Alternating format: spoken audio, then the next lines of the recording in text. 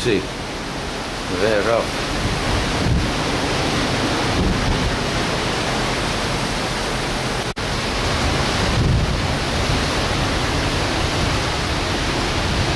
Very rough sea. It's in storm somewhere.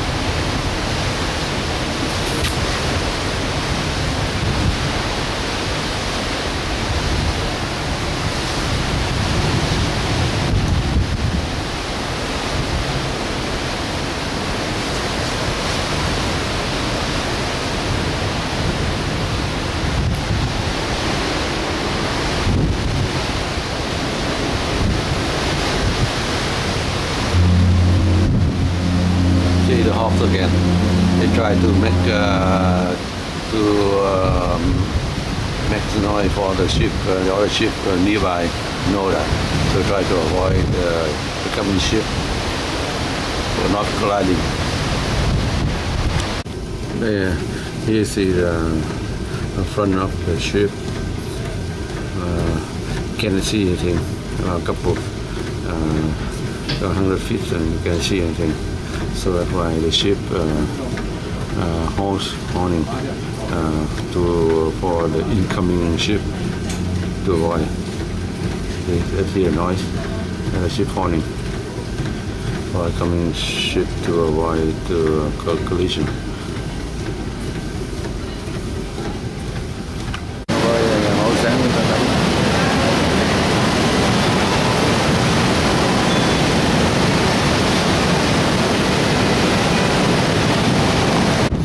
Grill.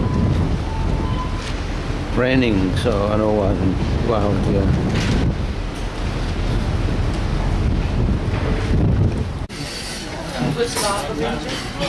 Very late waves. Storming. You can see much.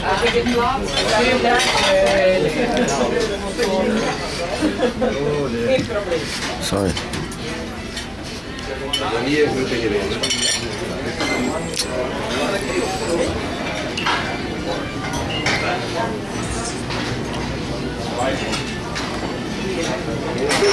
Remote outposts on these offshore islands of South America and then on down into the Antarctic Sea. Another Englishman, James Clark Ross, would write an interesting chapter in the history in Antarctica. Here, this great bearskin robe, great shot of him going in about a 12-year series of journeys to these southern latitudes, and he would make it all the way down south as far as we were north yesterday, 78 degrees south latitude. We were 78 degrees north. That still puts him in this area here. He's still got a long way, 12 degrees at about 60 miles, nautical miles there for each degree of latitude. So still quite away from the South Pole. But he had gone into an area that no one had been before, and he would leave his name on some of the most recognized landmarks down here. The Ross Sea, the Ross Ice Shelf, that would be crucial in Antarctic exploration.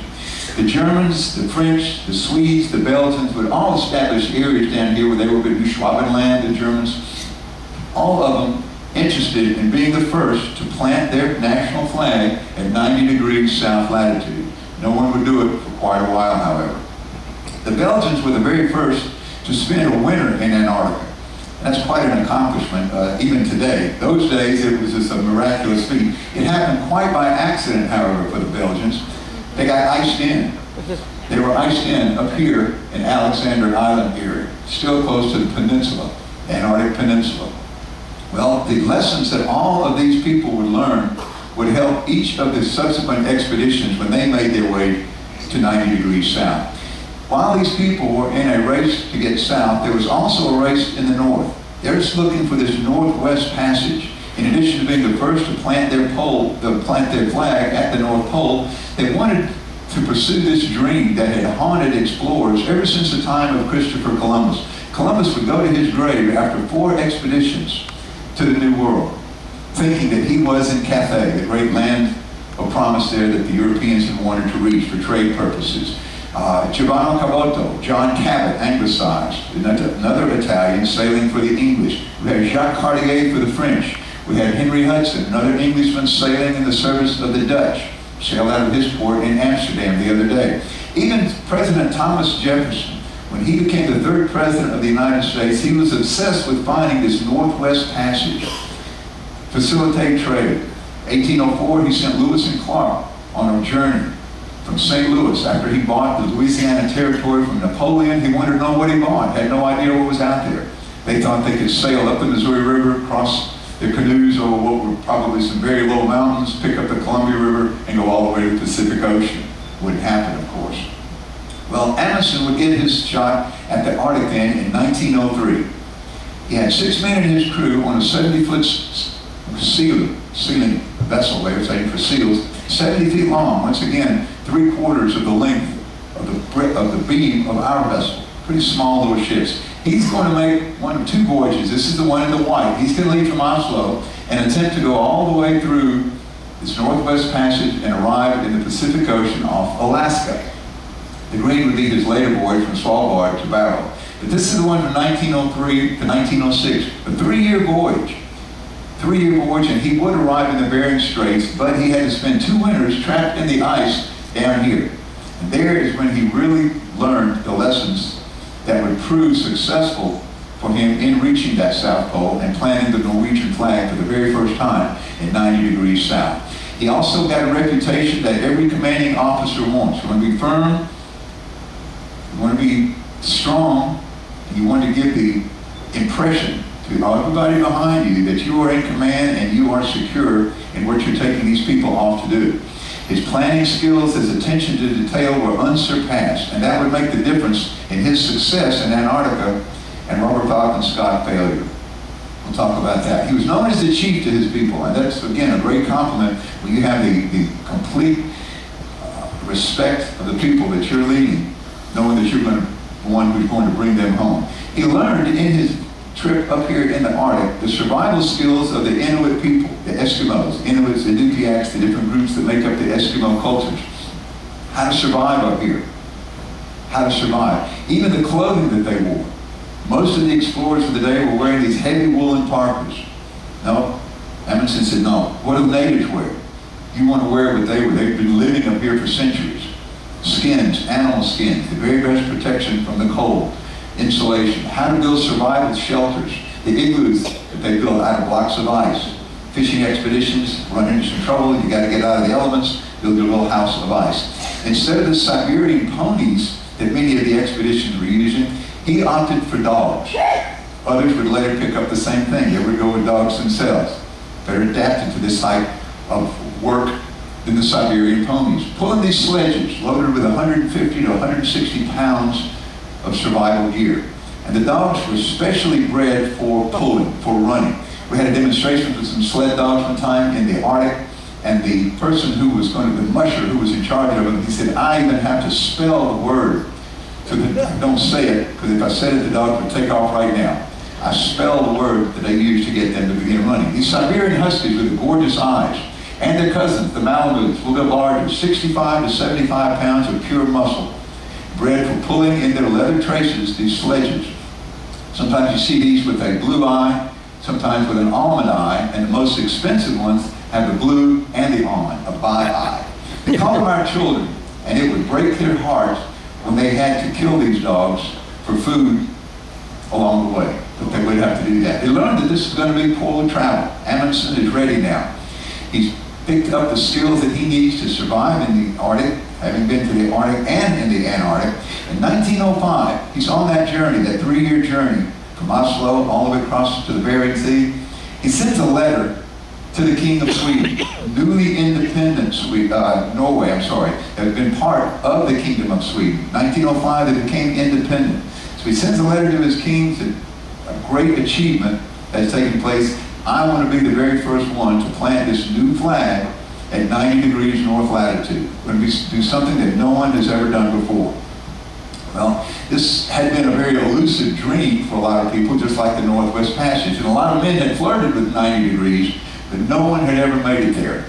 Again, it's a frozen sea, it's not a continent.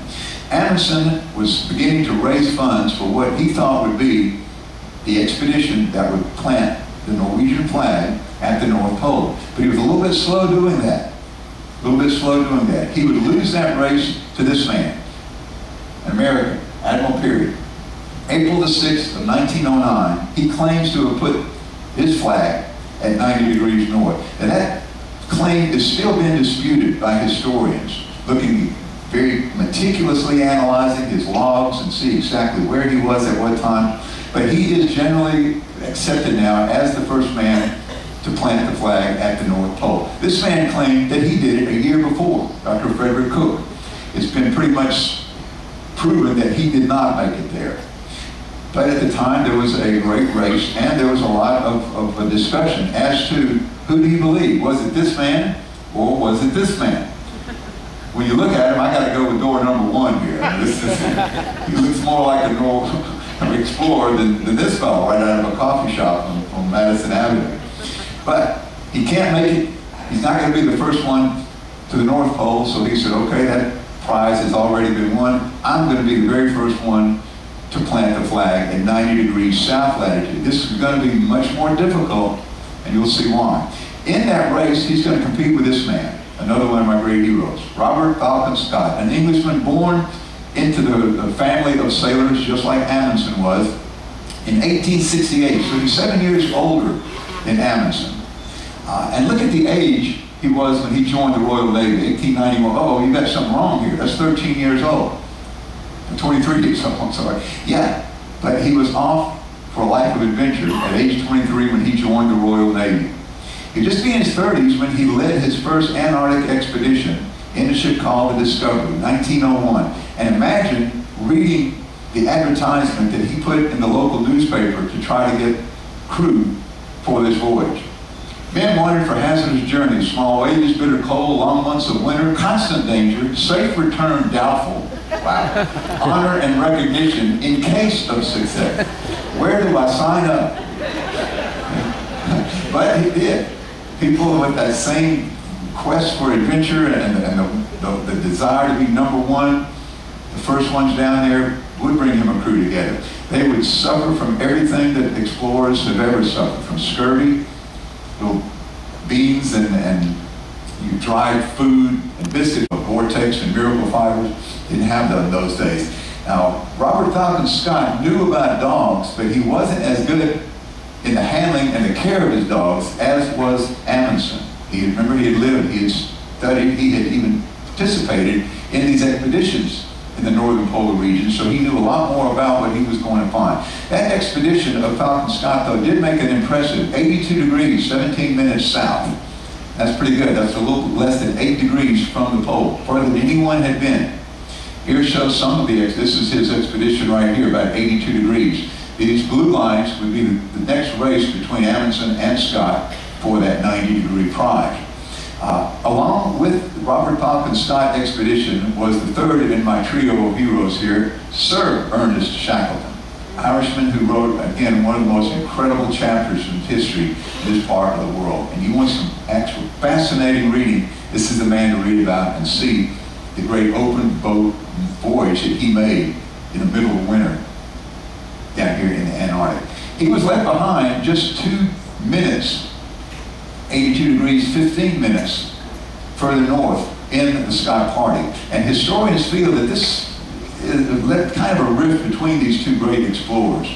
The commander of the expedition, whether you're climbing a mountain or whether you're trying to reach the pole, has to choose which of his men are going to be included in the summit attempt or in this dash. He got to 82. Scott decides we're going to launch again on June the 1st of 1910 in a ship that he called the Terra Nova. And here he is at Royal Navy. He's the captain now. His destination is 90 degrees south latitude, leaving again with a more well-rounded expedition. They're the ones that are going to make it. Well, 3 days later, out of the port of Oslo, here comes Amundsen and his crew. He didn't tell them until they got to Madeira that Scott and his boys were already out there and he's going to compete with them. Everyone's fired up and ready to go. And they sent a telegram to Robert Falcon Scott. Beg to inform you from, the name of his ship, proceeding Antarctica. So this great race is on. Roald Amundsen and Robert Falcon Scott. And one of the great images there on the magazine of the day showed this, the quintessential picture of two Englishmen. It's a howling wind out there, roaring seas, covered in water over here, and they're pouring a little bit of tea out here on the rolling deck. Just a great shot. Well, they would make their way further and further south. They left in June. They want to be in the Antarctic winter. Remember, the seasons are reversed below the equator. So you get down there in January, which is the heart of summer. It's going to take you another 6 to 8 months to prepare all these supply depots so you can launch your expedition again in the spring. But on the way down, you can imagine the tight quarters of these small little ships, the loneliness, the smell that he talked about so often below decks. You don't have much to do in the way of entertainment. There's no ladies to dance with, so you get the fiddler to play a little tune, you dance with your dogs. That's fun with them. Recording all the information on their way down these great southern latitudes. Finally, they get into the ice, and they know they're almost there.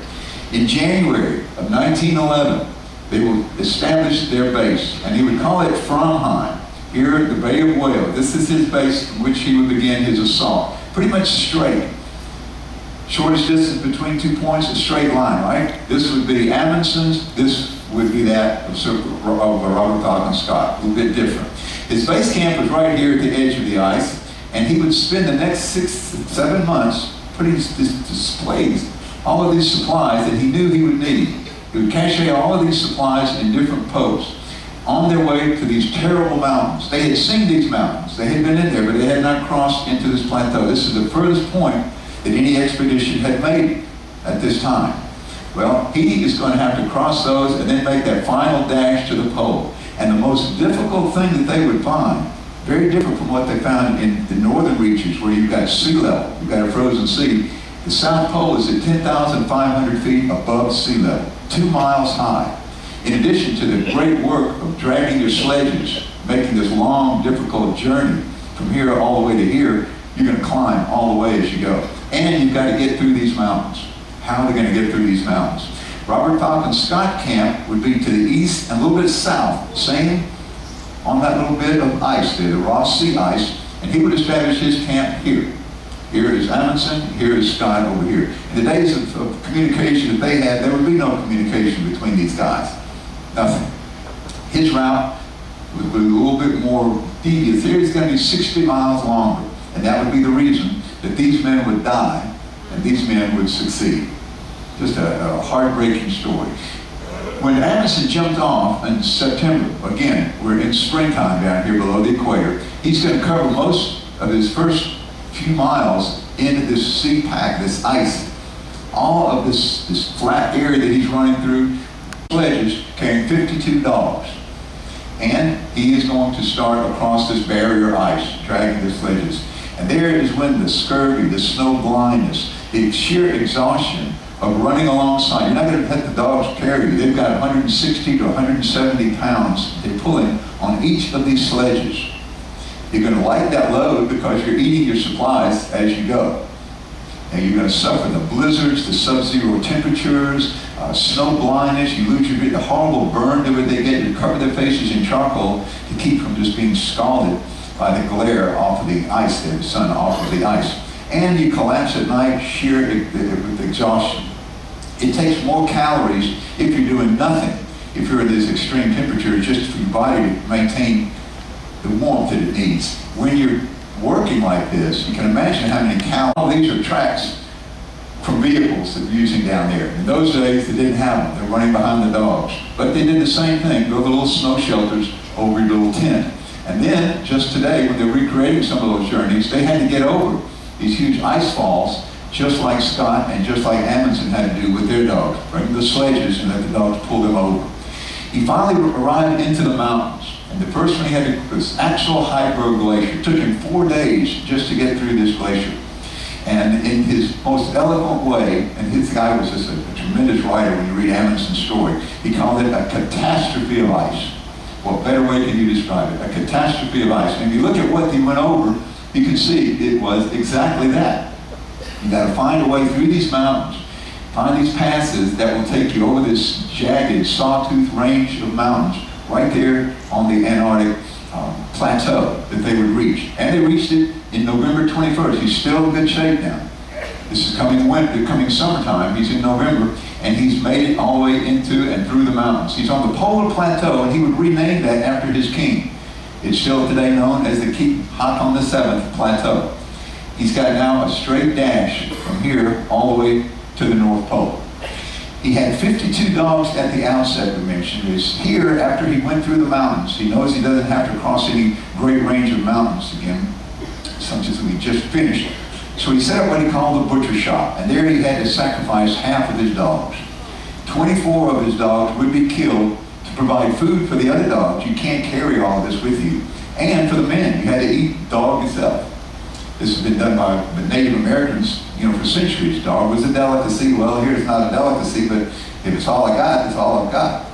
And then at 3 o'clock in the afternoon, on December the 14th of 1911, they arrived at 90 degrees south latitude. The very first people on the face of the earth to plant a flag at the southernmost point of the earth. They put a little tent, put the flag, the new flag of Norway. They had come from sea level to 2 miles high in this incredible journey. They arrived with all 5 of their men. There would be Amundsen and the other 4 men that he chose correctly, and they would have 16 dogs with them of his original 52. He called it Polheim, home of the pole, Framheim, home of the Fram. Here he is at the South Pole, and he would leave that when he left. He would return, he make his way back to January the 25th, 1912. Took him 99 days. He had covered 1,860 miles on that incredible journey. He brought all of his men back with him. Mark of a great commander, you don't leave anybody behind. All 5 men, and he had 11 of his original 52 dogs. It was considered an incredible success. World wouldn't hear about this, however, until he sent word from Hobart, Tasmania in March, 2 months almost after the feat had been completed. Now, how about Scott? Scott is departing a full 3 weeks later, and that, again, would be one of the reasons for the disaster that befell these guys. The other great difference in the ability of Amundsen and Scott was not that one was more of a Superman than the other. They were both Supermen. But Amundsen's planning skills, his attention to detail, would outstrip those of Scott.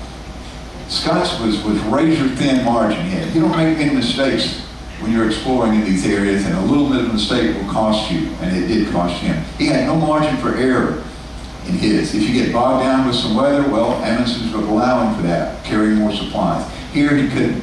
Scott did not have that. He had some of the Siberian ponies. He would rely on his dogs as well. Now here's the party that Scott then would choose to join him. There was Scott himself, Lieutenant Bowers, a doctor with the group, Edward Wilson, a petty officer, and a Captain Oates that would all leave with them. The actual shed that they lived in, you can't call it a home, is still there. It's still there, and you can visit that. And it's remarkable how the ice has preserved everything. You can still go in there and see how these guys live. And you can imagine it didn't smell real well. These guys were months without a good hot bath, smoking their pipes right, toe to toe with each other in the little bunkhouse that they have. But if you go there today, you can still see his supplies in there, been preserved for these 100 years by the ice, by the cold down there. His appearance would even be different. These guys weren't relying so much on the native skins like Amundsen felt was the better way to go. They're still using these woolen parkas. Got a little bit in the way of some snow goggles here, the very first ones that would be seen. And they're going to do the same thing, cross-country ski alongside these sledges with their dogs.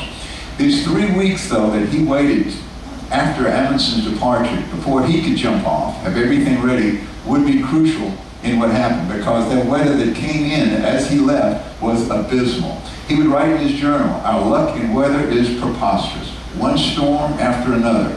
Okay, that's difficult enough to move in, but when you can't move in, you have to hunker down in your little snow shelter. 40 below, blizzards are howling outside, you're consuming your supplies. You're consuming your supplies. And that would be the downfall of the expedition later. They got into mountains just like Amundsen did. The Queen Maud Land here. Now look at these Jaws of Fenris, they called it. This is just sawtooth range that these guys had to do the same thing, dragging their sleds over what Scott would call a mighty mountain range. Finally, on January the 17th of 1912, they made it to 90 degrees south latitude. All of them, all 5 men, but they were months too late. Imagine the heartbreak of these guys suffering as they had done to get there and find the Norwegian flag already there. looked down and found what Amundsen had left. Oh, a heartbreak. Scott again would say, this is an awful place and terrible enough for us to have labored to it without reward or priority. We're number 2. We can only be number 2. Now what happened on the return is what happens to many climbing expeditions. More people die on the descent than on the ascent. You're just worn out, you're at the edge of your ability to function, and that's what happened to these guys. Their timing, of course, a little bit late there. Autumn is coming in. Summer is at the tail end of summer. The weather is still abysmal. One of the group, Evans, would take a tumble. He would fall and he would hit his head. They didn't realize how bad that he had been hurt from that fall. But he would begin a mental and a physical breakdown at that time. Again, all of them suffering hypothermia, scurvy, and this head injury he had would make it the first to lose. Oates would be the second one. He was suffering from severe frostbite and hypothermia. He had hypothermia so bad, the frostbite, that he lost the use of a leg. So he's just kind of dragging one leg along. Difficult as it is to move down there, you can imagine if this man just hobbling along. He knew that if the group, they weren't going to leave him. Scott was not going to leave anybody there. But he knew that he was slowing them down. And if he continued at that pace, that slow pace, that they were requiring to have him with them, that they were all going to die. So what he did then was one of the most noble expressions of any man who's facing death like that. On St. Patrick's Day, March 17, 1912, he told the guys in their little frozen shelter that were waiting out a storm, he said, I'm going outside right now. I might be a little while. Well, they knew he was saying goodbye. He was going to go outside to die. At least you'll have a chance of getting out of here if you're not waiting and I'm slowing you down like this. So he did. His body would never be recovered. The recovery party that we'll show you in just a minute that found some of the other items of the expedition would never find this man's body. Still hasn't been recovered today. One of the great letters that was written by this group now, their strength is failing, they're starving, and they're suffering from hypothermia, scurvy, and everything else. They pretty much know they're not going to make it. How do you face death? Well, they faced it as true English gentlemen would. This letter from Dr. Wilson to his wife is a real classic. These are available. You can find them in libraries. You can get them online. Great letter that he wrote to his wife. It's the letter from Scott, however. It's called To My Widow, that I think is one of the great pieces of English literature. The letter that he wrote to his wife, knowing that in a few days he was going to be dead. He was going to die. He said, To my widow, had we lived, I should have had a tale of the hardihood, endurance, and courage of my companions that would have stirred the heart of every Englishman. These rough notes and our dead bodies must tell the tale. We shall stick it out to the end, but we're getting weaker, of course, and the end cannot be far. It seems a pity, but I think I can write more. For God's sake, look after our people. Our people meant our children. They had a couple of children there. He said, take care of the children. That would be his last communication with his wife. They would find these letters later. It would be 8 months when a recovery party was going to be a rescue party, because the people that were left behind had finally figured out the guys aren't going to make it back. So they go out after them. And they found the remains in a tent. Scott, Bowers, and Wilson found by the recovery party. They were just 11 miles from their supply depot. 11 miles.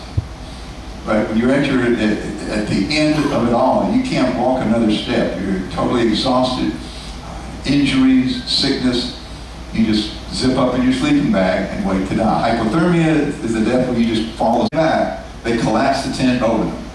What are they doing that for? They knew these guys wanted to be buried at sea. And even though they're this far inland, this Ross Ice Shelf is part of this glacial movement northward. Remember, from the South Pole, moving north to the equator, going with the flow of gravity. It would eventually bring them to the ocean. And from the open ocean there, these bits of ice, little glaciers calving off of the Ross Ice Shelf would eventually melt, and these guys would be buried at sea. They did find Oates' sleeping bag. Never found Oates, but they erected a monument there, and they said, to a gallant English gentleman. And that was the memorial to Oates. What was the difference then between the two? Well, certainly one was the weather. Scott's weather was exceptionally terrible, even for Antarctic standards. A little bit better than Amundsen had in his 3 weeks earlier. Amundsen also, utilizing the Inuit technology, the appropriate clothing, the survival skills that he had acquired in that 60 miles, you drive it in an hour for 45, 50 minutes today. But remember, dragging a sledge when you're starving to death and freezing in the blizzard can make the difference, and it did here. And it was that attention to detail that Amundsen was known for, which was a little bit lacking with Scott, that razor-thin margin that he had, no room for error. That would make the difference. The single primary task of Amundsen was getting there. He only took 2 photos on the entire journey, one of them right there at the pole, and they weren't surveying. What was slowing Scott down was he was doing some of this surveying and photography work on his way down. Again, slowing you down, you're going to consume more of your supply. So was it luck? I spoke to a gentleman the other day, had a great piece on this, and this is what Amundsen said about it himself. I may say that this is the greatest factor, the way in which the expedition is equipped, the way in which every difficulty is foreseen and precautions taken for meeting and avoiding it. Victory awaits him who has everything in order. Luck, people call it. Defeat is certain for him who has neglected to take the necessary precautions in time. This is called bad luck, and he was right. So he's on his way back now to the world. He's going to be feted as the hero. His great work is in a book. It's called The South Pole, an account of the Norwegian Antarctic expedition in the Fram, 1910 to 1912, 2-year journey. Well, he comes back to Oslo, and he's not going to be there long because he's feted all over Europe, all over the world, as the first man to the South Pole. I'm still looking for a photograph of this man smiling. It's always a dead face. You know, he's got a lot to smile about. He doesn't stay there long because he's drawn out to more missions in the Arctic. He's going to do scientific research up here. He was in Longyearbyen, which we visited yesterday, and you see that Arctic research station that they have right next to the museum. A great spot. And lo and behold, I found a picture of him smiling. And a great smile. Great smile that he had. He's off again with other journeys with some of his original crew and some more men who would join him. In one of these, 1923, you know, he's only home 2 years, and he's off on a flight, hopefully from Wainwright, Alaska to Spitsbergen. Over here where we were, it's the largest of the Svalbard archipelago is Spitsbergen, the island we were on yesterday. Aircraft is damaged, and they decided to scrap the journey. He would try again 2 years later in one of these, Donner J flying boats. 5 men would go with him. They would get up almost 3 degrees within the pole, northernmost point anyone had ever been by plane at that time. This is 1925. Had a bit of problems there. Under these conditions, these guys were shoveling 600 tons of ice, consuming a pound of rations per man a day. A pound of rations per day, that's all you're getting to eat. I had more than a pound of eggs and potatoes and croissants for breakfast. 1 pound per day. You're on starvation rations, but they made it back. One plane with all of his men, and they had been given up for dead long before that. He's still pushing the envelope. He's still tempting fate because he just can't leave this part of the world. 1926, he's got 15 men in the Norge. This is going to be the airship. They're going to attempt the first crossing of the Arctic in an airship. And the Arctic would eventually claim him. This great polar region up here with the pancake ice would be the spot where he would die. He would write, and you may have seen some of his writings there in the museum, if only you knew how splendid it is up here, that's where I want to die. And that's where he would die. It was in June of 1928 when he left with 5 men on a rescue mission. There was another airship, the Italia, had crashed on its return journey from flying over the North Pole. They needed someone to go after these guys. Well, he's the first one to step forward. He's the first one to step forward. His rescue mission vanished. They never, ever found the wreckage, or the main part of the wreckage of the plane. Some washed ashore down here in Tromsø, over in northern Norway. But the bodies of the men were never recovered, and the main body of the plane was never recovered. They would continue looking, even as late as just a few years ago. Here, the Barents Sea, the Norwegian Sea, the search ended in 1928, but in 2004, again in 2009, the Royal Navy would continue scouring this coast for any type of information that might lead to the question of what happened to Amundsen and his crew. They're honored at the geographical South Pole, the first man to reach the South Pole, as is Robert Falcon Scott. They call it the Amundsen Scott South Pole Station, which was erected by the Americans there. So there he is, the story of one of the most incredible explorers hitting both poles, North and the South Pole.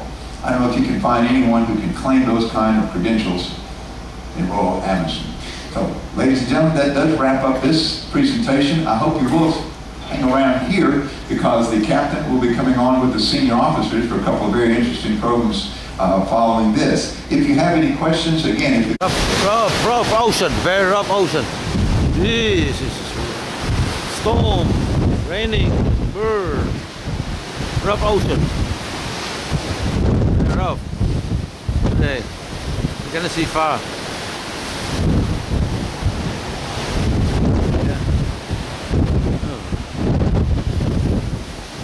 Beginning in about 1895, this is when the 6th International Geographical Conference convened, and it was their great mission to send the last bit of information that they needed to gather to plug in these question marks that still exist. These high reaches here of Norway. He'd go up into the northern part of the country. He would even sleep with his windows open, think it's going to steal him, make him harder, tougher for a life of exploring these polar regions. When his mother died, he said that was the signal for him to turn his back on what she had wanted him to be and commit himself to a life of exploration. He was just in his 20s when he signed on as the first mate of what would be a Belgium expedition down to Antarctica. He's not in the Arctic now, he's going to Antarctica first. 2-year expedition, 1897 to 1899. He was the first mate aboard the Belgica.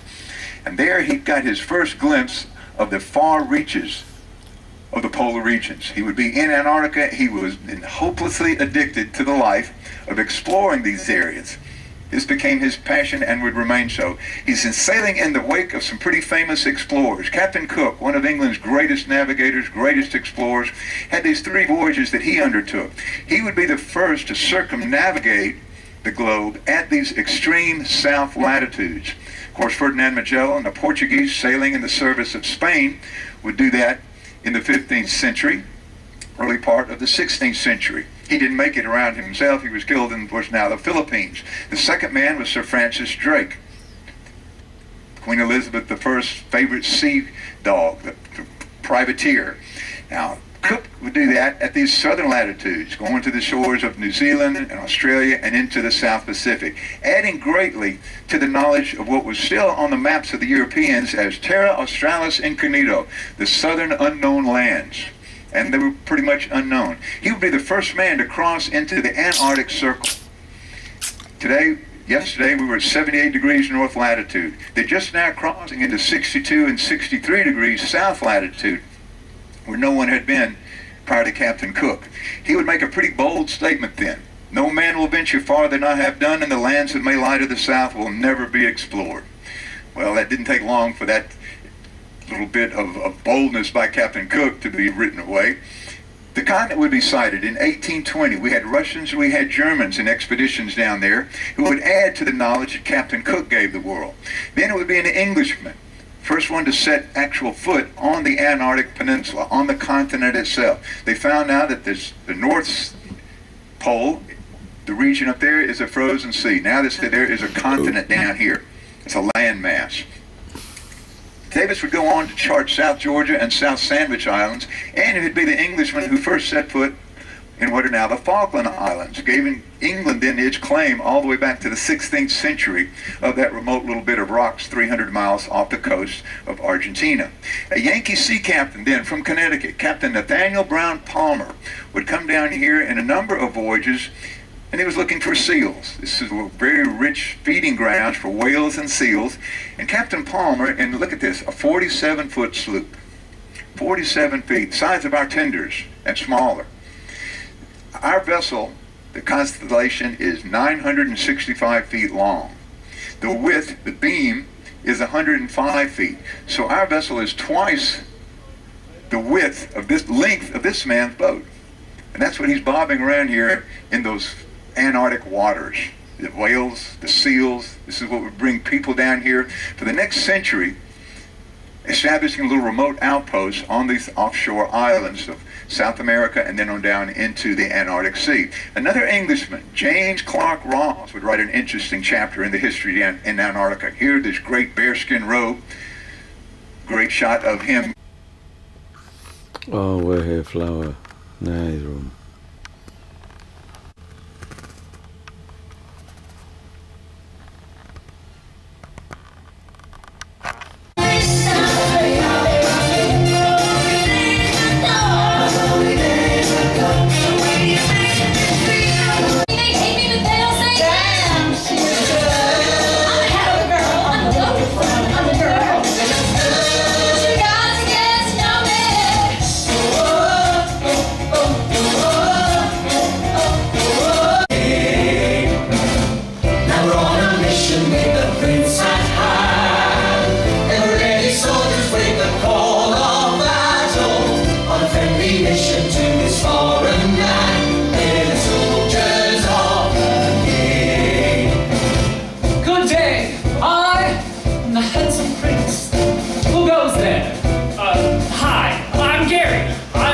In this land, I must search the land to find the maiden who fits this glass slipper. Now 3:43 a.m.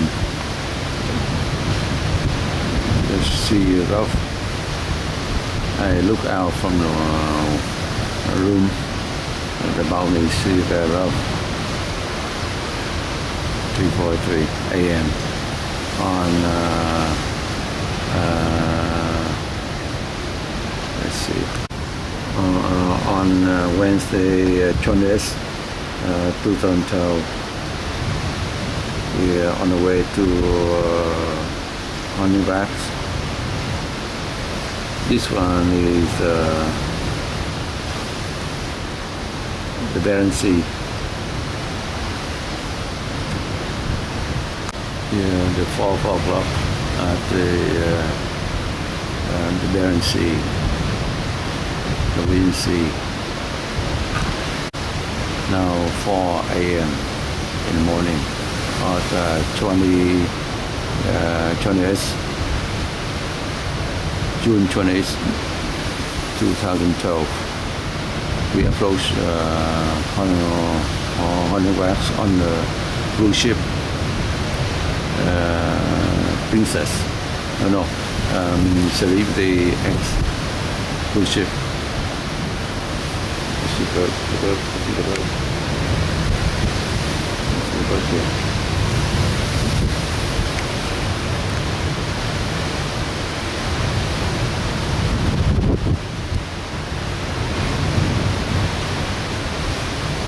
Now 4:30.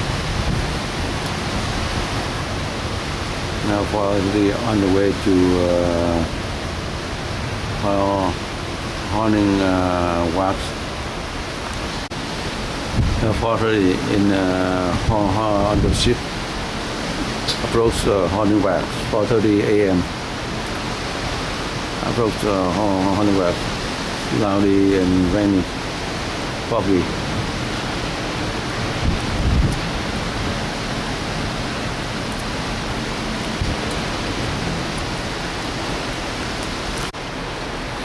Now 5:40 a.m. on the, Wednesday, June 20th, 2012.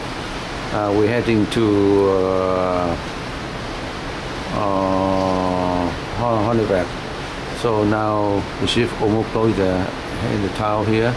See the town here. Yeah, town here, Milton. Also the mountain. Yeah, the foggy, a lot of foggy here. So we almost arrived on the bit, on the back. We almost arrived on the back. Now we find, now you see here the local. Let's see. See the washer. Yeah. 5:50 a.m. 5:50 a.m. So we almost right there. I take a walk around here and go to eat and go. And the other side of both the Arctic Ocean, Barents Sea, and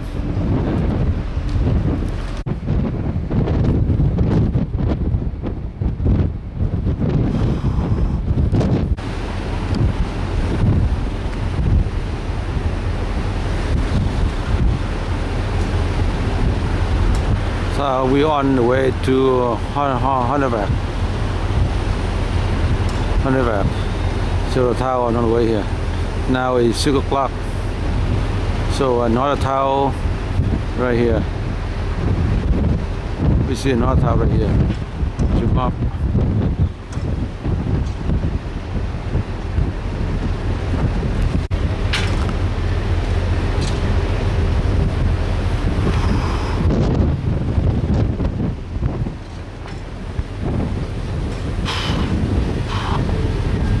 Very interesting, very interesting.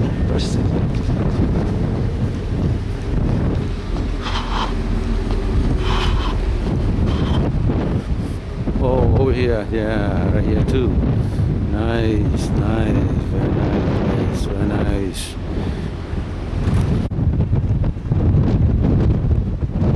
Hey, this one, Hunneberg, welcome Hunneberg.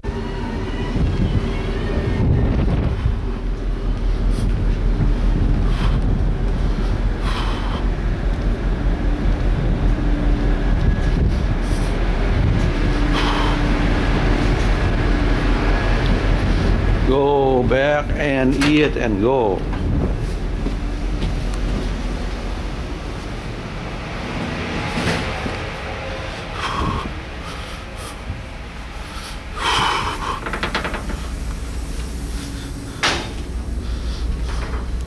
Another cruise ship coming in.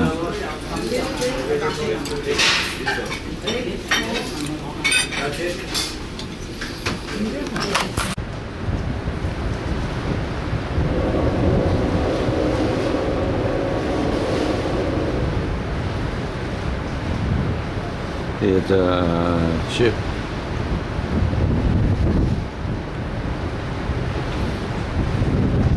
There's the city of Hunneberg.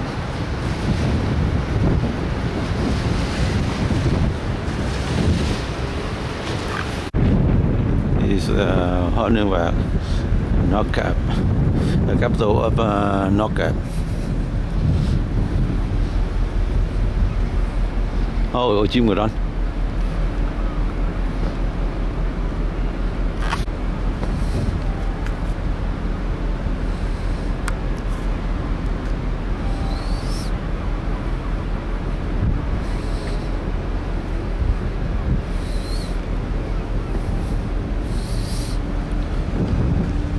Đi đây chụp cái con. Đây là chụp hướng này, cho đây đi.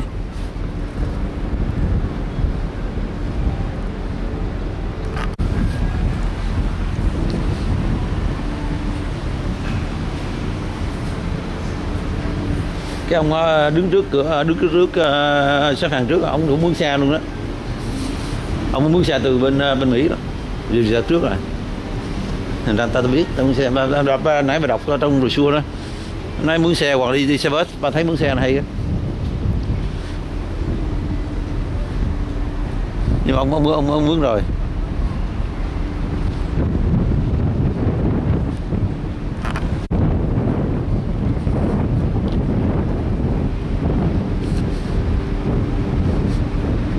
Đứng đây.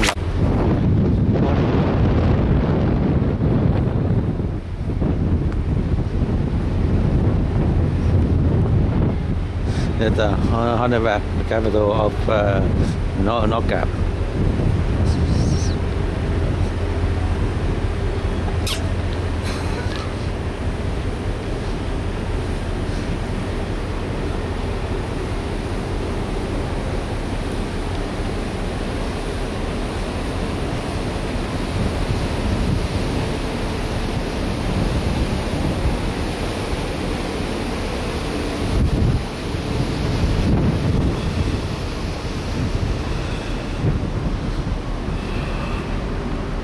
Another ship, hey, dock right there, and one more ship coming.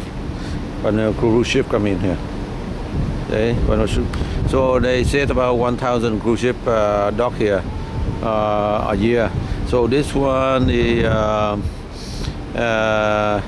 this harbor, the most crowded harbor in the northern Norway.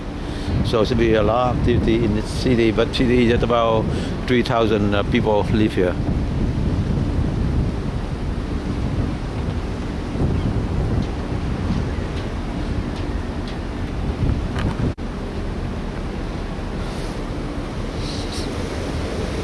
Ok, đi dưới đi anh.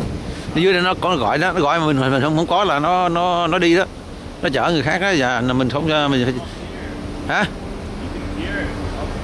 I don't know, can hear or not. They use the look at that speaker right there. Speaker. You hear it all over the ship. Yeah, not in the room. Not in the room. But okay, if we hear here, we stay here.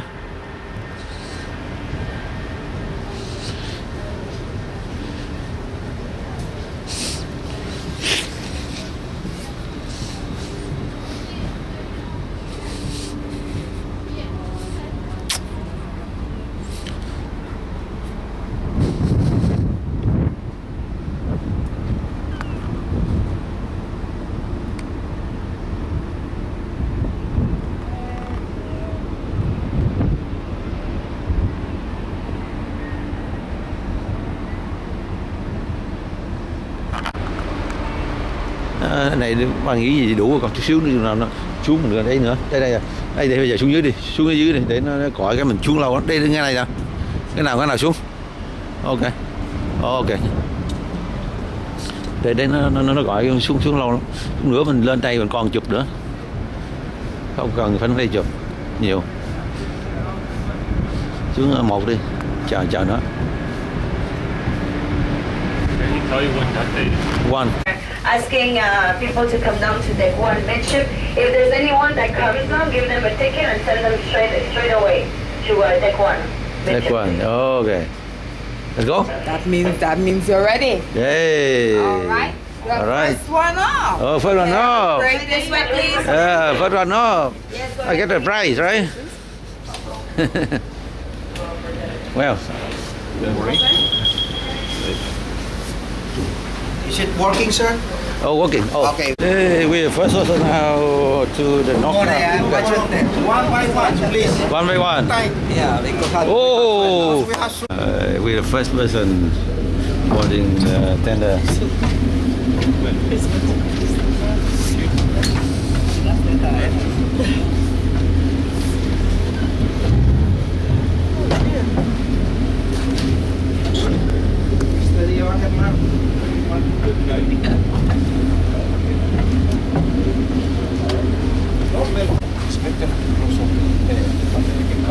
Very rough sea.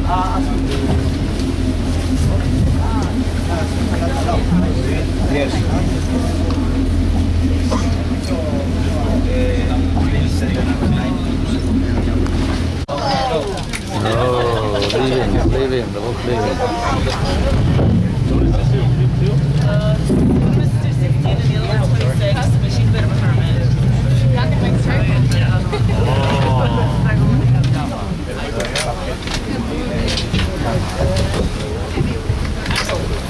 Take a seat, please. Take your seat, please. I see, very rough. You attend good to the port right now. Just to the street, you will see there is a wet building with nighttime bar. That one.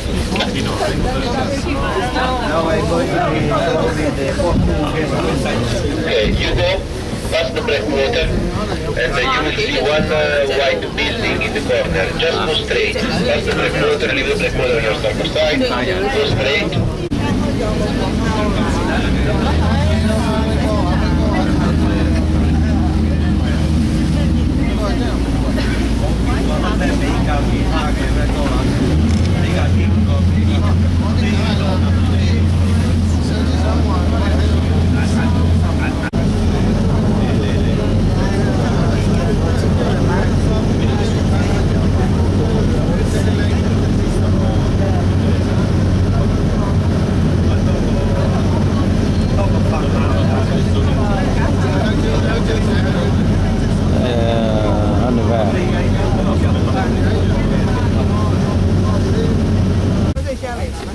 When?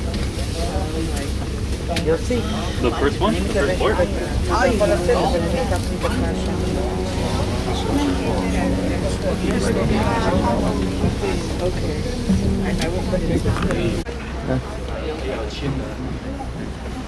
Jadi.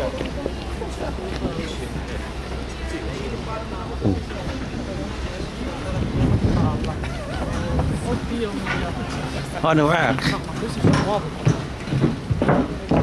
Thôi đi.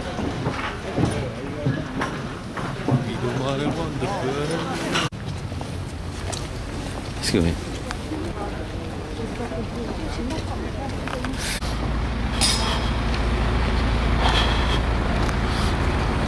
Dia ada Hanua.